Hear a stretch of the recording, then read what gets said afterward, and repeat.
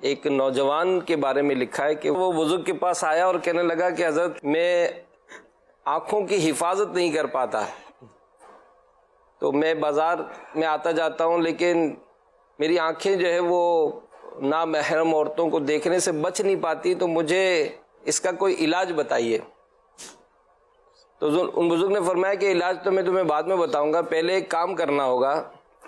کہنے کا کیا؟ کہنے کا یہ دودھ کا پیالہ لو اور یہ بازار کے دوسرے سرے پر جو فلاں بزرگ ہیں ان تک تمہیں یہ پیالہ پہنچانا ہے جی، لیکن اس پیالے سے ایک قطرہ بھی گرنا نہیں چاہیے۔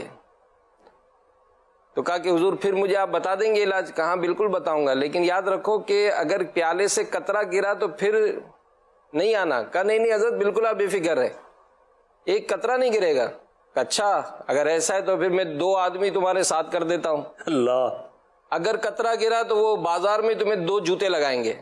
کہا بالکل میں راضی ہوں۔ اس نے وہ پیالہ لیا اور بالکل آنکھیں جمائے بہت احتیاط کے ساتھ چلتے چلتے چلتے چلتے وہ بزرگ کے پاس پہنچا، وہاں جا کر پیالہ دیا، دوڑتا ہوا خوشی خوشی بزرگ کے پاس آئے کہ حضرت آپ نے جو مجھے کام دیا تھا وہ میں نے کام کر لیا، اب مہربانی کر کے مجھے جو ہے وہ علاج بتا دیجئے۔ سبحان اللہ۔ کیا قطرہ گرا تو نہیں؟ کہا نہیں حضرت، قطرہ کیسے گرتا؟ میں بڑی احتیاط کے ساتھ اور آنکھیں جما کر چلاؤں۔ اللہ۔ تو کہا اور دوسری بات تو یہ کہ آپ نے 2 آدمی بھی تو رکھے تھے، یہ بھی ڈر تھا کہ اگر ایک قطرہ بھی گرے گا تو 2 جوتے پڑیں گے۔ اللہ۔ تو اب آپ مجھے جلدی سے علاج بتا دیجئے۔